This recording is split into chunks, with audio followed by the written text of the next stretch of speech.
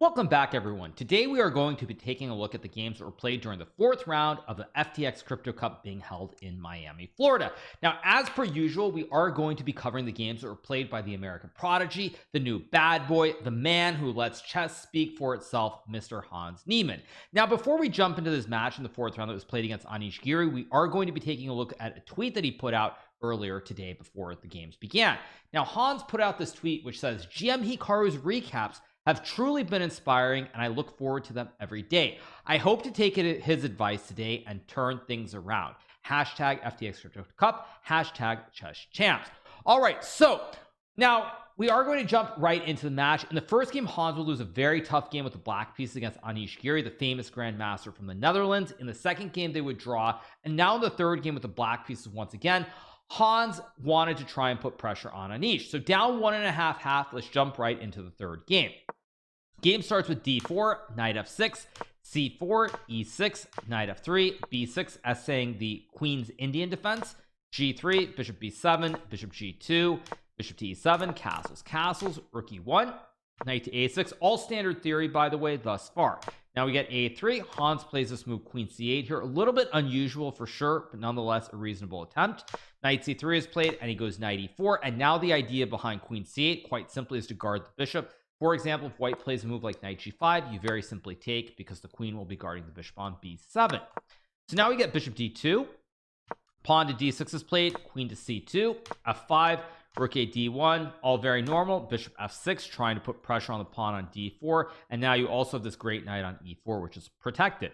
So now we get pawn to d5, knight takes d2, knight takes d2, and here Hans is already in a lot of trouble, but he plays this move e5, which more or less should lose the game if white plays correctly. So Anish plays bishop h3, we get g6 here, guarding the pawn, and now there's this very nasty move e4, and because of this pin from h3 to c8 by the bishop, white is going to win a pawn and should be completely winning. So Hans plays queen d8, we get takes, bishop c8, trying to maybe create some counterplay. Again, keep in mind that at this point in the match, Hans is down 1.5 half, and if Anish wins this game, it's all over. So we get g4 here, pawn takes, king h8, king h1. I'm not going to go too deep into this game because we do have the fourth game to look at as well. Bishop g5 is played, we get knight to f3, bishop h6, knight e2 by Anish, trying to rotate the knight over to g3 and overprotect the pawn on f5. Queen f6 is played by Hans, targeting the pawn on f5, knight g3, bishop f4, trying to remove the defender, and then you can capture the pawn on f5 here.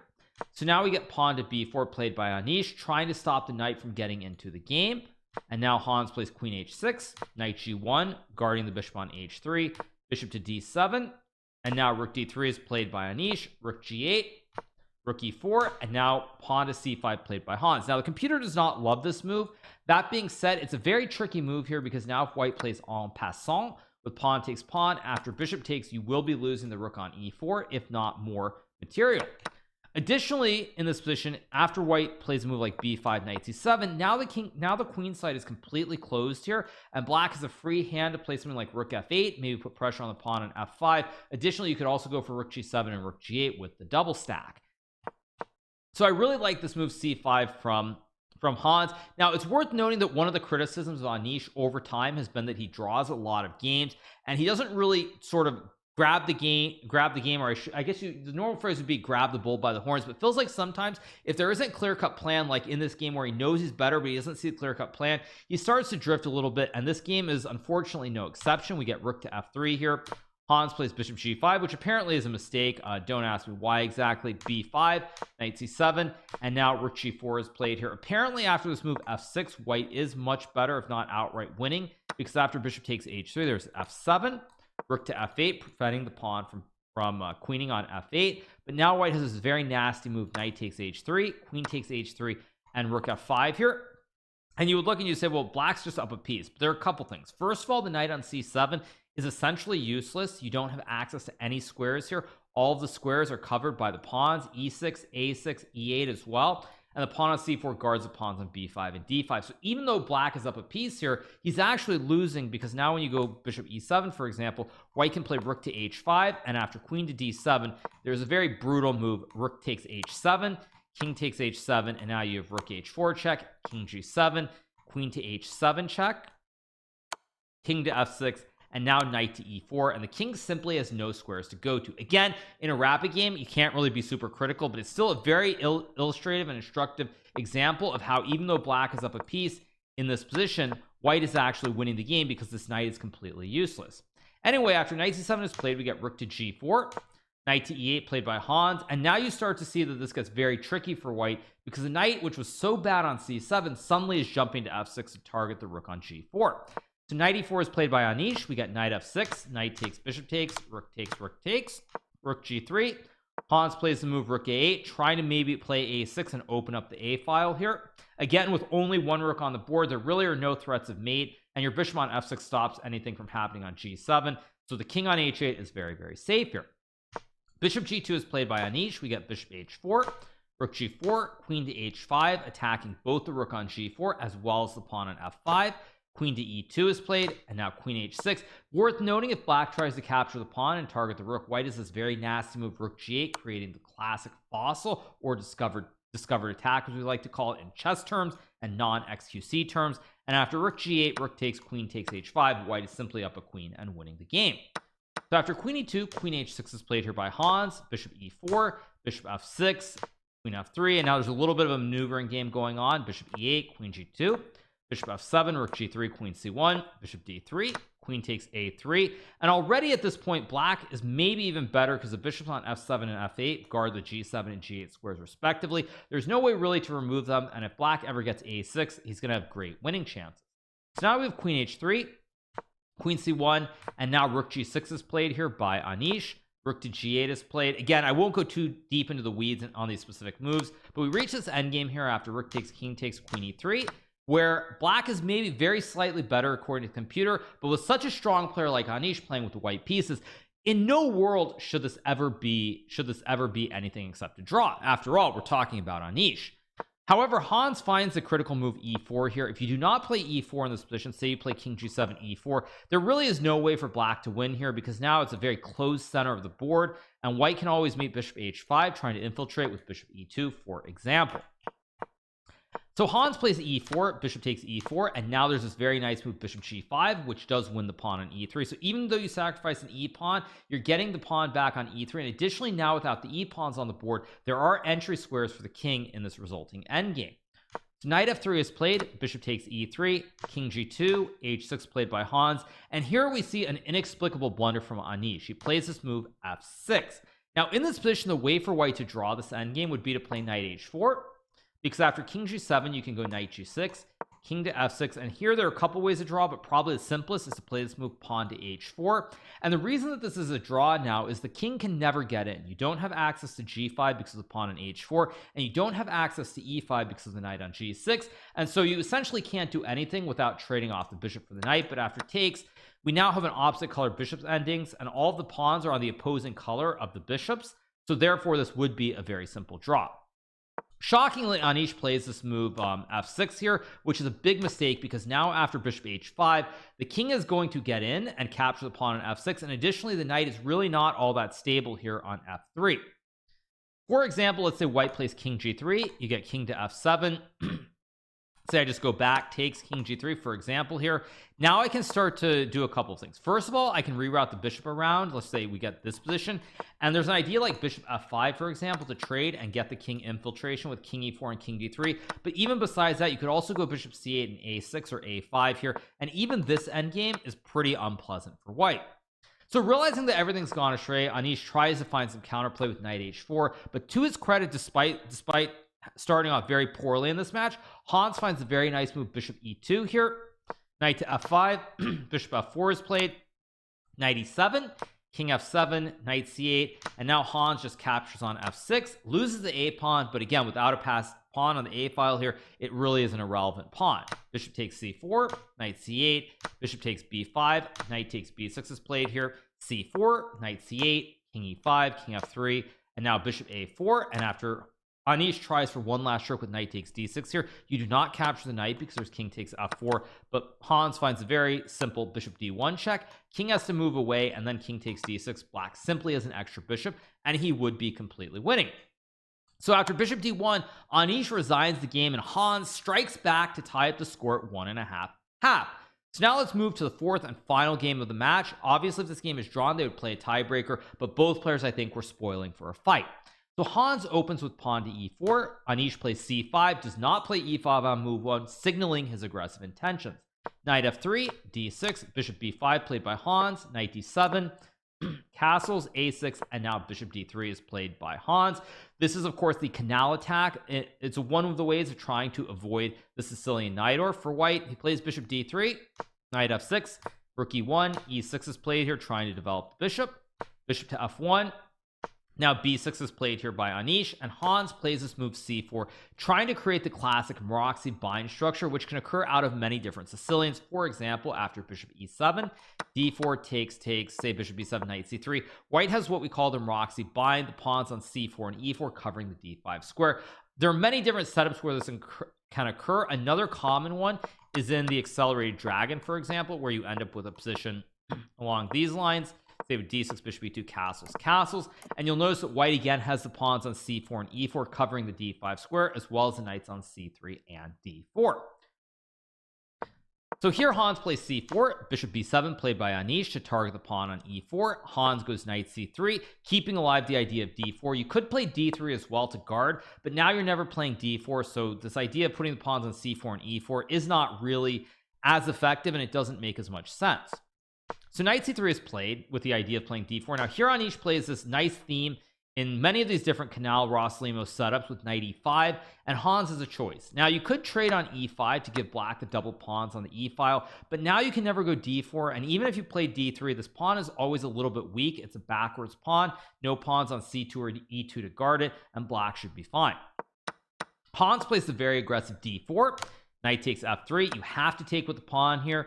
Pawn takes, queen takes, and on first glance you're like, wait a second, now white has double pawns on f2 and f3. Additionally, the king could be a little bit open. Now the computer actually thinks this is okay, but I feel like for a human it's pretty tough to play, especially in a rapid game where I think black's ideas are a little bit clearer. So knight d7 is played by Anish. We get f4, trying to stop the knight from jumping to e5 and f3. Rook to g8 is played by Anish. Hans goes bishop g2, and now we get this very interesting idea, queen h4. Now this is actually a serious blunder, but this game and in general certain opening choices really they reflect the difference between classical chess and rapid chess. I feel that in this position in a classical game I would be very happy to play this with the white pieces. I think white is actually doing quite well, but in a rapid game where it feels like black's ideas are a lot simpler and you're gonna have to burn a lot of time to try to come up with the right response, and in many cases, like in this exact example, it's not always intuitive, and even if you kind of can sense what it could be, I'm still not sure I would play the best move here. Now the best move for white is this very unusual move, rook to e3. Now first of all, you're like, wait a second, this just hangs a pawn, and there really are no good discoveries with the rook move. Say you go rook h3, I just go queen f6, for example. If you play rook d3, same thing. So there's no good discovery, but the reason that this is so strong, as the computers point out, is you can play this very nasty move, knight to d5. Now if black were to move the queen, you would have knight c7 winning the rook on a8. If black were to take the knight with the pawn, you can actually take with the pawn, creating a very interesting discovered check towards the king on e8, and additionally you will win the queen. Goes to e5, you take, and if black blocks with like the bishop, you just take the queen. So this is a very creative idea, so black can't do that. The only way not to lose material is bishop takes, but after pawn takes e5, for example, white can go queen c4, rook c3, and there's going to be huge infiltration on the c file. Additionally, because black has moved the rook to g8, you can't really develop and castle the king out of the center of the board, so this would be completely lost. Of course, Hans does not find this move. I don't think that in a rapid game you can expect anyone to find it. Maybe if they have 30 minutes it's possible, but still, without being able to think for a good 5 minutes, it's not realistic. So Hans plays queen d3, very natural looking move, but now Anish goes g5, and this really is why in rapid you have to be careful about the opening choice, because even though the computer really likes what white has done for the most part, black's idea is obvious. I'm going to play rook g8 to go g5 h6, and it's up to you playing as white to figure out how you're supposed to continue, and you have to spend the time, whereas black's moves are all automatic for at least 3 to 4 moves, and in the meantime you'll have to use time, and then you're also going to be down on the clock as well. So after g5, f takes g5 is played, h6 of course, and now queen to g3 played by Hans. Computer likes rook e3. Again, very unusual move to play, especially in a rapid game. And now after knight e5, you can very simply go queen to e2, rook takes g5, and now you have rook g3 here, and white should be completely fine because the rook actually covers everything here, and after takes, you'll be able to push f4, and white should have no problems here. Instead, Hans plays queen to g3, which is a big mistake because now after pawn takes pawn, the computer thinks that already here white is completely lost. And the reason for that is that essentially the pawns are very weak on c4 and e4. They're dark square issues, and black can even put the knight on c5. Now there is also another common theme, and this is more of an advanced concept, but when you're playing against the Marozzi bind with the black pieces, there are a couple things you're looking at. White generally has more space because the pawns are advanced. They control more squares in the center of the board. So there are two themes that you're looking for when your opponent has more space. Number one, you look to trade off pieces. So for example, in a lot of Marozzi binds, you'll try to trade off knights on d4 and even bishops on d4. So you're looking to trade off pieces or looking for pawn breaks. Now in this position, you'll notice that there are already have been some trades. There are no knights on the board in this position. Also, queens are coming off the board as well. So with all these trades, the idea is never really to play d5, so you just play around it and you try to put pressure on e4 or pressure on c4. And with this great bishop on this long diagonal, black is much better. So here bishop e3 is played by Hans, bishop g7, knight to a4, and now bishop e5, a very nice move, illustrating the reason that illustrating basically why rook g8 was played in the first place, because now white has to trade the queens. If you play queen f3, you hang h2, and if you have queen to h3, for example, in this position, I think there are a couple ways for black to be much better, but I think even something as simple as trade in rook h8, and black is doing very well. So queen takes h4 is played, g takes h4, and now everything has worked out perfectly for Anish. Rook g8 followed by g5 and h6, and now he's even gotten the pawn on the h file, and black is doing amazingly well here. So king f1 is played by Hans, sidestepping the pin. b5, knight c3, b4 is played here, and now we get knight to e2. You could try to play knight a4, but the knight on the rim is very dim because now black can play bishop c6, knight to b6 takes, and very simply bishop b2, rook b1, bishop c3, and black is just up a pawn here, and he should go on to victory. So knight e2 is played by Hans. We get knight c5, not bishop takes b2 now, because after rook b1 there's no bishop c3 because of the knight on e2, and after bishop a3 black is probably still winning, but the bishop is kind of on the edge of the board here, so it feels a little bit risky to play. So he plays knight c5, targeting the pawn on e4. Hans plays bishop d4, and now Anish simply takes on e4 with the knight. You have to take, because otherwise if you take on e5 there's this very nasty knight d2 check, king g1, rook g2, king h1. I think actually rook g3 is just a forced checkmate. You create the discovered check, only move is f3, and bishop takes f3 is game over. So therefore after knight takes e4 you have to play bishop takes e4, bishop takes e4, and now Hans plays knight f4. Again, everything is already lost. White is simply down a pawn here and not much you can do, but knight f4, bishop takes f4, rook e4, and now Anish plays e5, targeting the bishop but also solidifying the bishop's place on f4. h3 is played by Hans, king d7, rook d1, king e6, bishop to e3, and now Anish plays a very peculiar move. He plays this move f5. Now it's not a bad move by any stretch of the imagination because it traps the rook on e4, but it does give white some chances. In this position, a much better move would have been to play king f5, and after takes rook d5, king e6, bishop f4, for example. You can simply play, I think, I'm actually not sure which rook is best, but let's just say rook g d8, and you have ideas like rook c8 and rook to c5 here, whereas in the game with the pawn being on f5 this actually gets really tricky because now white can play rook e1. There are ideas like bishop g5 to win the pawn, and it's not really clear how much better black is. So we get king f6, rook d1, rook c8, rook to d4 played by Hans, and now rook c6, logical move, guarding the pawn on d6, bishop to e3 played by Hans, and now you start to see the h4 is weak, d6 is a little bit weak. You don't really have any open files here, and I already think that it's quite tricky from a practical perspective for black to win this game. So now king e6 is played by Anish, rook takes h4 played by Hans, rook f8, trying to meet rook h6 check with rook f6, b3, logical move, creates a chain of 3, all the pawns are stable, d5 is played here, and now Hans inexplicably plays this move c5. Already here Anish has completely thrown away the advantage, and if white were to trade and play rook takes b4 there are zero chances of losing here. White has two pawns and a bishop for the rook, and you can simply check, go rook a4, you guard against this f4 push, and there's no chance of losing. Hans would not lose this game if he had played this move. However, here I suspect that Hans for some reason was becoming too optimistic and thought, you know what, I'm going to try to win this game by going c5. So he plays c5. Now we get f4 played by Anish, logical move, trying to push the pawn to f3, stop the king from being able to get out from f1, and maybe you can create some ideas like checkmate on the back rank. So bishop d4 is played by Hans. King f5 here, f3, preventing the king from entering on e4. And now your bishop is actually very, very solid on d4 because black can never remove it. So this wooden shield on d4 is really, really powerful here. Now, during my stream, I was covering this game, and around this moment, I made the bold prediction. I said, at this point, I don't think Hans is going to lose the game. I think he's going to draw. Because it's also from a general perspective for Anish, for example, he knows that he was completely winning, and this has become very, very messy and very tricky to play. So he plays rook g8, rook h7 is played here, rook to g3, and now Hans makes the fatal blunder by playing this move king to f2. In this position, if Hans had played rook to f7 check, if black goes king g5, for example, here, white can play h4. You cannot actually take because then there's bishop to f2, which is very sneaky and draws the game. And if you go king h5, I simply take the pawn on f4. And now the bishop is covering the g1 square and the g7 square. So rook g6 doesn't really do much because there's no entry on g1. Hans unfortunately plays king f2. I don't know if he was super low on time or what was going on, but he plays king f2. And now after rook g6, it's starting to get very tricky once again.